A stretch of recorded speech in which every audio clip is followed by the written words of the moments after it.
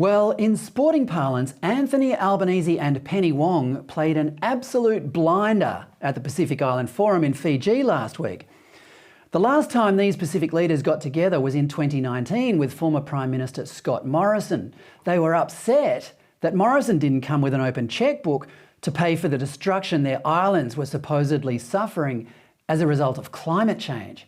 China has since been taking advantage of this slight reduction in Australia's favour in the region, steadily ingratiating its way into the region at Australia's strategic expense. But this time around, Wong and Albanese arrived at the Pacific Islands Forum with a solid plan to renew friendships. And there's no better way for a country like Australia to make friends in the Pacific than to admit that its fully industrialised economy is raising the level of the ocean and swamping these Pacific islands out of existence. And it worked. Albanese was delighted with how smoothly the forum went, saying last Thursday that, quote, "I note that previously this meeting would have still been going for many hours, and I'm told that one of the reasons for that is the changed position of Australia." But under Albo's inspired diplomatic stewardship, the whole thing was wrapped up in time for the leaders to sit down to watch the State of Origin rugby league match from Brisbane that night and post photos of themselves having fun on Instagram. The joint communique was emphatic about the relief everyone felt that Australia had stopped being so uncooperative.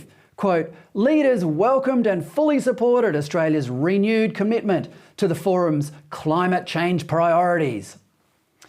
They were also delighted that Australia offered to host a reunion under the United Nations Framework Convention on Climate Change in 2024. The deliberations left none of them in doubt about the crisis the region is facing. Quote, "Leaders declared that the Pacific is facing a climate emergency that threatens the livelihoods, security and well-being of its people and ecosystems, backed by the latest science and the daily lived realities of Pacific communities."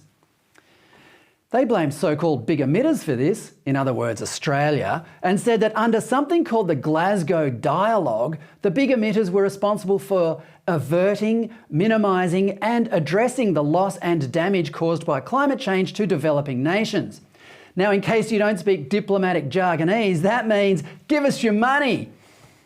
It's alarming that at no point in these meetings was it mentioned that the Pacific Islands are not sinking under rising oceans, but instead in some instances are actually growing. So yes, Albanese and Wong played a smart game at the Pacific Islands Forum, regaining the trust and friendship of our neighbours at a tenuous time in the region.